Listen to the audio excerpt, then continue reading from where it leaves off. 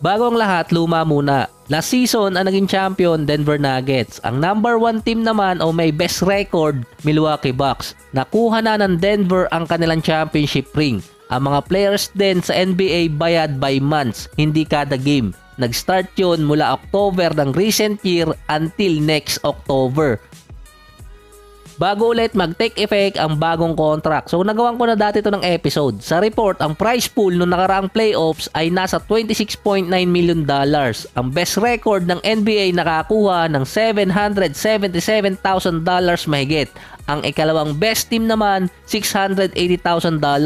Ang Miami Heat na natalo sa Nuggets sa NBA Finals, ang prize money nila $3.1 million na kung hahatiin yon sa 15 players, papatak ng $206,000 ang kada player. Ang Denver Nuggets naman, nasa $4.7 million ang kanilang prize money. Nasa $318,000 kada player yun. Kung minimum contract player or kahit sabihin natin mid-level exception na player, malaking prize money pa rin sa kanila. Sa bagong in-season tournament, ang gagawin ngayong taon, ang prize money kasi doon sa magcha-champion, $500,000 sa kada player.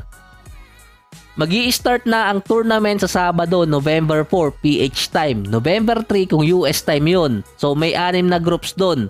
3 sa East, 3 sa West. Yung number 1 team, kada group ang mag-a-advance doon. 6 na teams agad yon plus merong pang 2 kukunin sa wildcard phase. Isa sa West at isa din sa East.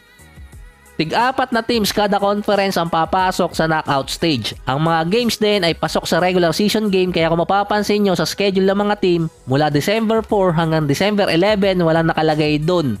Dahil i-adjust pa yun ng NBA. Meron pa kasing mga nabanggit na posible magkaroon ng 3 games or 3 matchup ang isang team na dapat nagtatapat lang ng 2 beses sa isang season. Ang format pa noon parang playoffs din pero palaglagan agad. Ang setup pa ng scheduling sa NBA iniba. Imbes na 82 games agad, ang setup ginawang 80 games dahil kapag hindi nakapasok yung 22 teams sa next phase ng in-season tournament, ang gagawin nilang matchup lowest to highest rank tapos 2 games sa pagitan ng December 4 hanggang December 11 para ma-meet pa rin yung 82 games. Ang sinasabing pinaka main reason nun kaya nilagay ang in-season tournament kasi nga mirror ng football sa Europe. Meron kasi silang ganon at para din magkaroon ng excitement sa season. Pero nakita talagang dahilan para magamit na pitch para sa 2024-25 new television deal. Aabot kasi yun ng $75 billion na kapag nagkataon lalong lalaki ang salary cap ng mga teams sa mga susunod na taon.